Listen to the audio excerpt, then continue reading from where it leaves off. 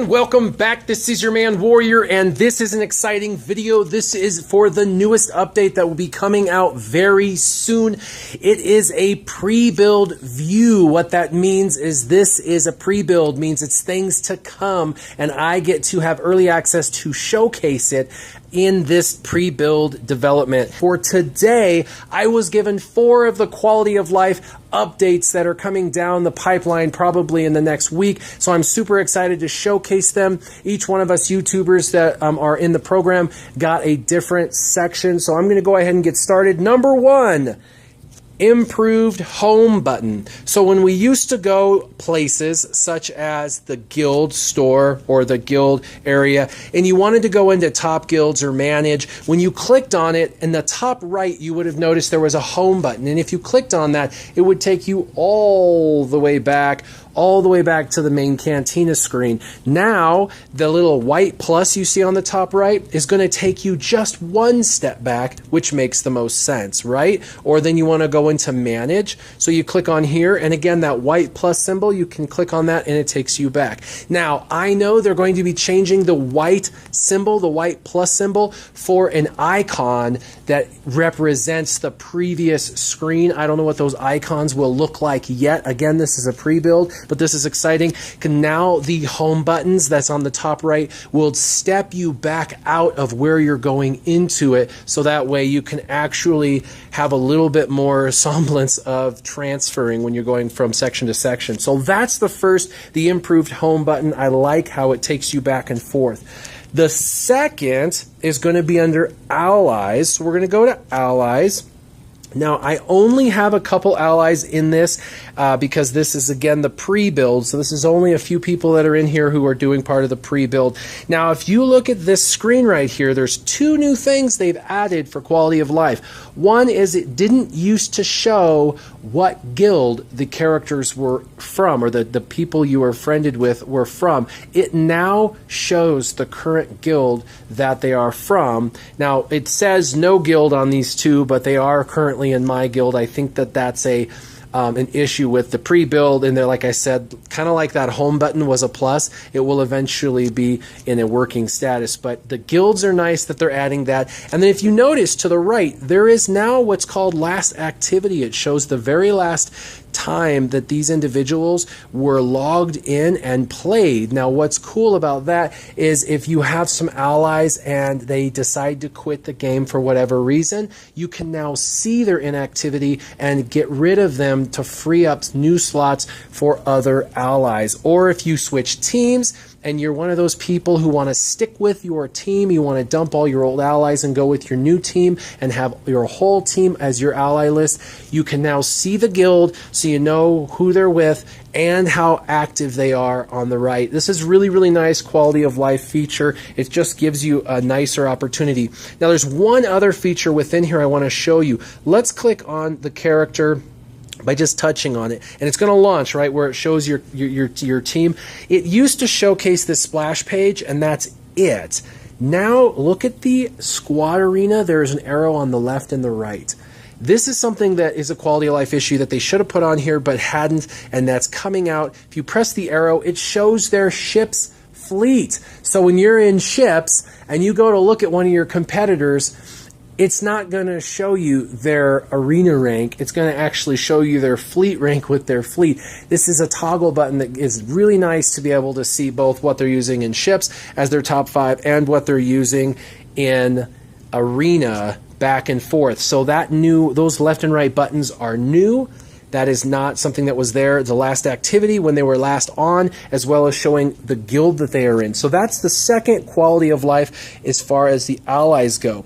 So the third is favorite units. You can set a favorite unit. I'm super excited about this. The way that it works is you can go into characters or you can go into ships. So here's characters. Now, do you see next to General Kenobi or Baze Malbus that little yellow flag deal? That I set by clicking on Baze, and on the bottom right, when it loads, there's a little favorite button next to stats. Now you can click that on or off, and that'll make them a favorite character. Now, just like anything that's filterable, there's a new filter called favorite. So if you click on that, it will take you to what you have marked as your favorite units. It's just one more way of creating a link to some of your favorite characters. So if you're farming, this is a suggestion from me. A lot of people are like, I get all this gear and then I forget who the heck I was farming it for because I'm farming 3 different characters, or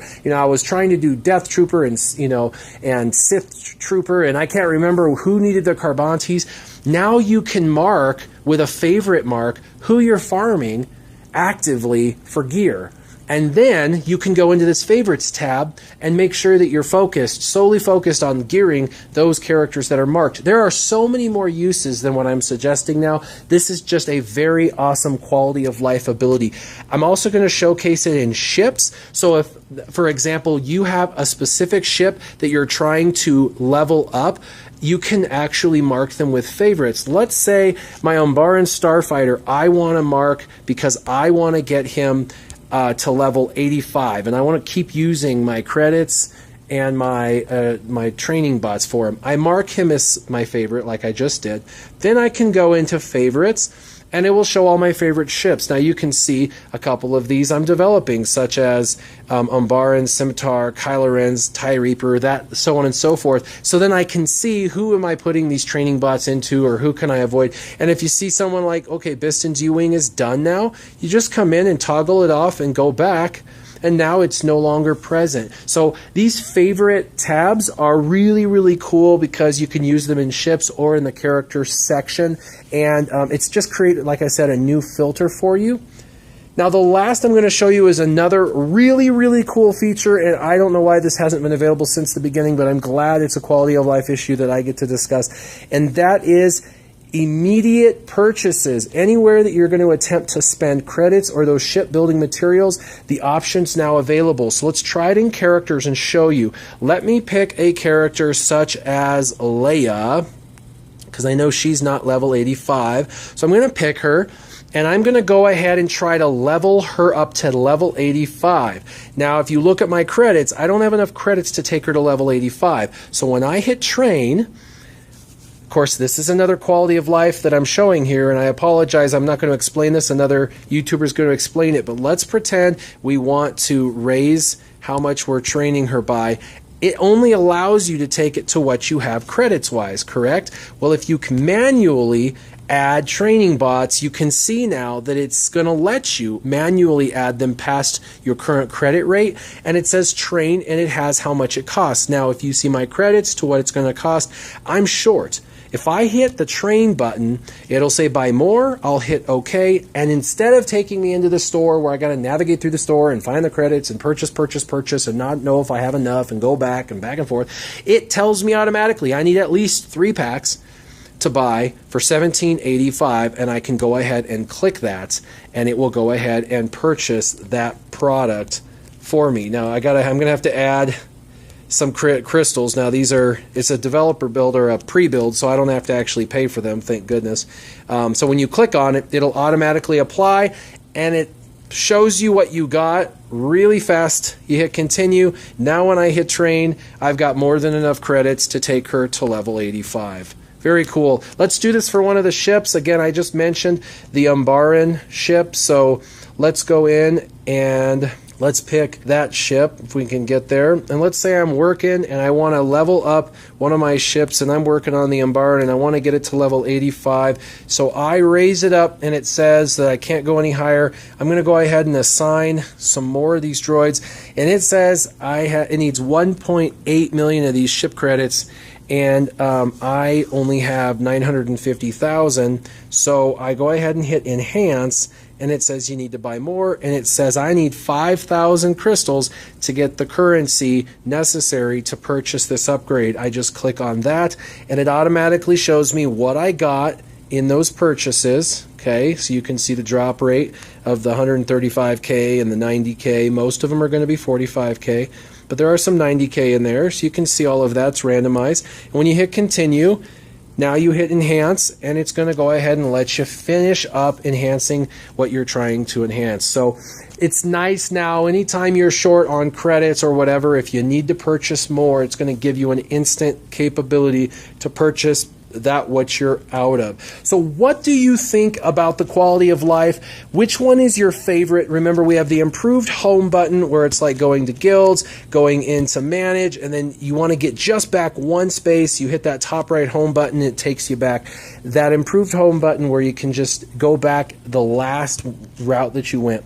The second was your allies and information shown. Did you like that, where you can see your allies guild that they're in and when they were last active, and also when you click on them you can toggle through and see their regular arena team and their ship's arena team.